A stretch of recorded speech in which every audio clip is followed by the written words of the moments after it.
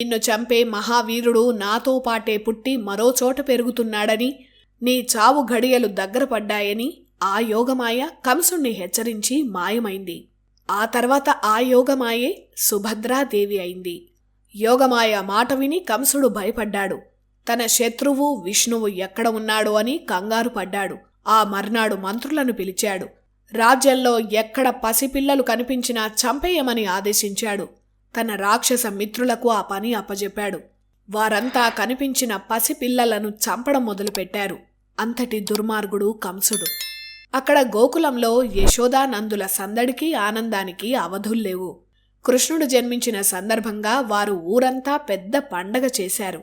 గోకులానికి రాజులాంటి వ్యక్తి నందుడు. వసుదేవుడికి స్నేహితుడే కాదు, ఒక వరుసలో బంధువు కూడా అవుతాడు. అందుకే తన కుమారుడు నందుడు దగ్గరే క్షేమంగా ఉంటాడని వసుదేవుడు నిశ్చింతగా ఉన్నాడు.